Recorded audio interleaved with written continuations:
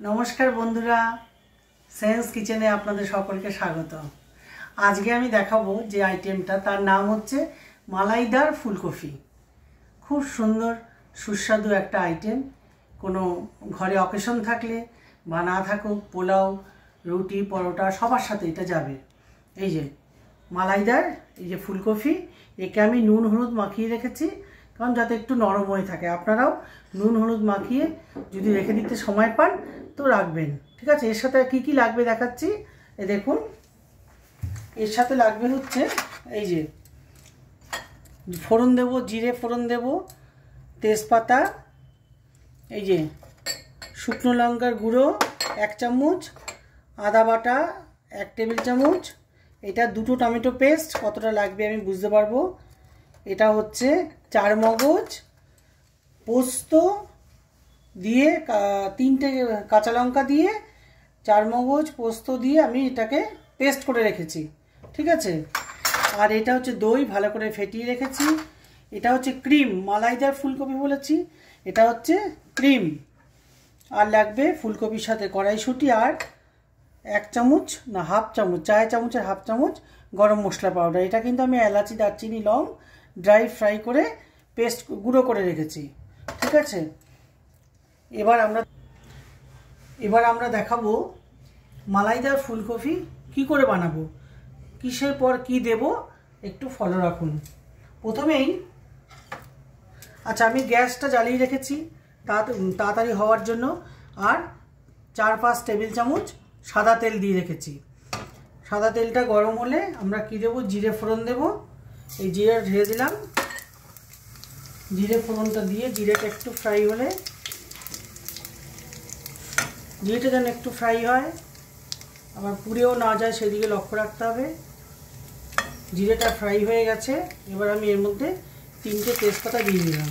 এখানে একটা বড় সাইজের ফুলকপি আমি দিয়েছি। এবার আমি ফুলকপিগুলোকে ভাজা করব। ভাজবো মানে ঢেকে ঢেকে ভাজবো, এমনভাবে ভাজবো যাতে ফুলকপি এখানেই নরম হয়ে যায়। তারপরে কি করব আমি দেখাবো আপনাদের। ফুলকপিটা হালকা ফ্রাই করে নিই।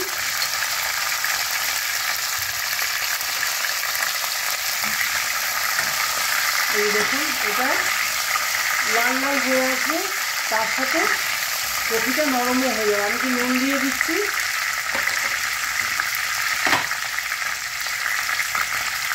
আন্দাজ মতো নুন, কিন্তু একটু নুন দেওয়া আছে, আন্দাজ মতো নুন দিচ্ছি। এই নুনেই চেষ্টা করবো গ্রেভিটা বানানো। এই নুনটা দিলে কি কপিটা তাড়াতাড়ি নরম হয়ে যাবে। ঠিক আছে, এবার আমি একটু নেড়ে ঢেকে দেবো। আস্তে আস্তে কপিটা ভাজা হবে, নরম হবে, তারপরে তুলে নিয়ে কী কী ঢালবো আমি দেখাবো। আমি এবার ঢেকে দিচ্ছি। গ্যাসটা কিন্তু মিডিয়াম আঁচে থাকবে।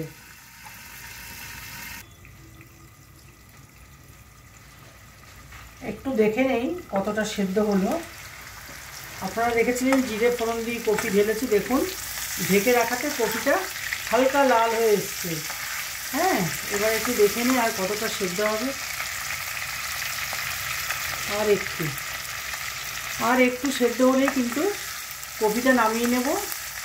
তারপরে সব পরপর ঢেলে মালাইদার ফুলকপি হয়ে যাবে। আর একটু সময় ঢেকে রাখছি।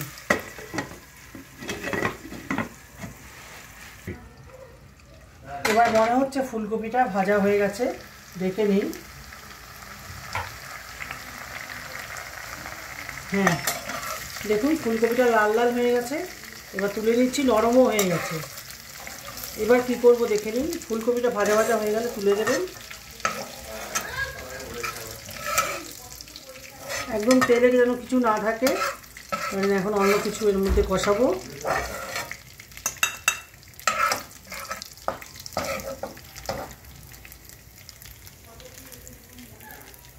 আচ্ছা এবার কি করব দেখুন।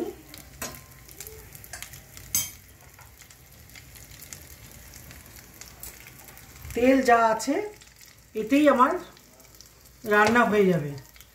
কারো পছন্দ না, আমি একটু ঘি দিচ্ছি এর মধ্যে, একটু ঘি দিয়ে নিচ্ছি। আপনারা ইচ্ছে হলে দেবেন, না হলে দেবেন না। এটা একটু বেশি সুস্বাদু করে তৈরি করছি যাতে এটা একটা ঘরে গেস্ট আসলে বা ঘরে কোনো ছোটোখাটো অনুষ্ঠান হলে এই আইটেমটা করতে পারেন। ঘি দিয়ে দিলাম।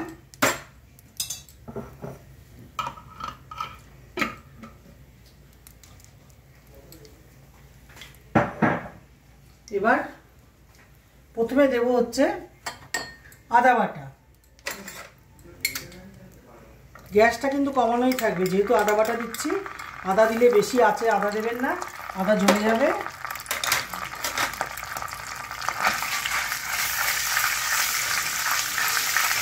আদাটা খুব সামান্যই ফ্রাই করবে, একটু জল দিচ্ছি যাতে বেশি জ্বলে না যায়। আমি কিন্তু গরম জল ইউজ করছি, দেখুন।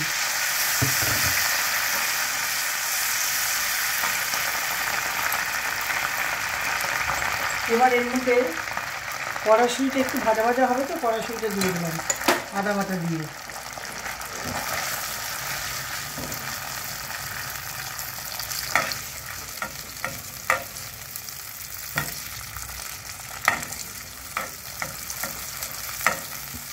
এই কড়াইশুঁটি একটু ভাজা ভাজা হোক।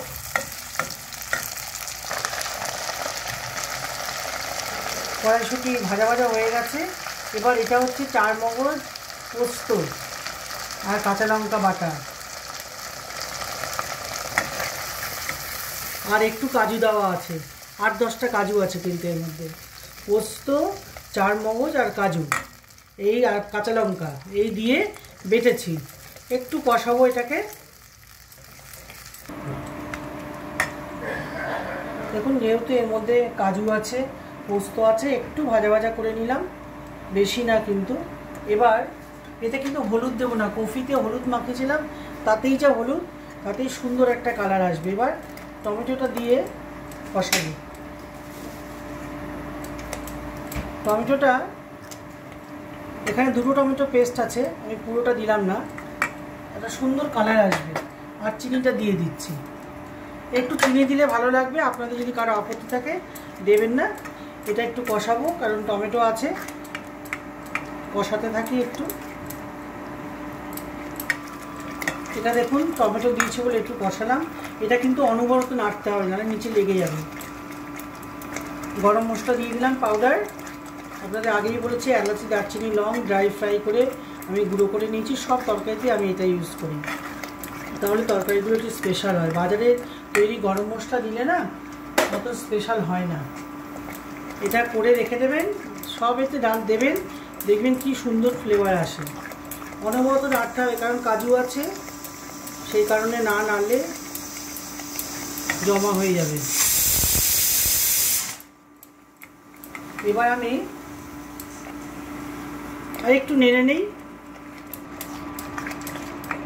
এবার 1/2 চামচেরও কম একটু লাল লঙ্কা গুঁড়ো দিলাম। এতেই যে কালারটা আসবে না, খুব সুন্দর লাগবে। এবার আমি দই দেব। দইটা যে দেবো, দেখুন দইটা খুব ভালো করে ফেটিয়ে নিয়েছি, না হলে কিন্তু দলা পাখি মানে জল ছেড়ে দেবে, তখন সেটা দেখতে ভালো লাগবে না। আর দইটা দিয়ে অনবরত নাড়তে হবে।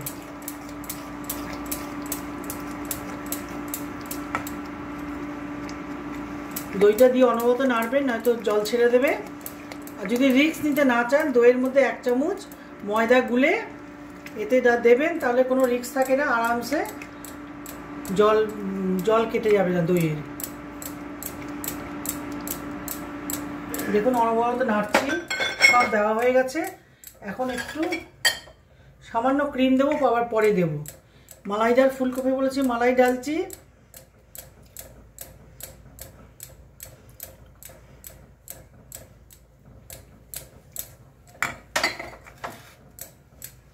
এবার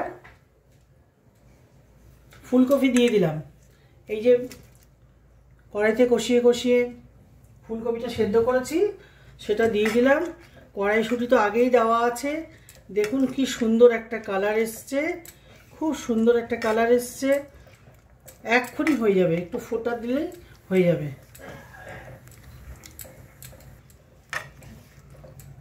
ফুলকপি দিয়ে নেড়ে চেড়ে একটু গরম জল, ঠান্ডা জল দেবেন না, গরম জল দিয়ে যতটা আপনাদের গ্রেভি দরকার, গরম জল দিয়ে একটু 5 মিনিট একটু ঢেকে রাখছি। ফুলকপি সব টেনে নিলে আমাদের রান্না হয়ে যাবে।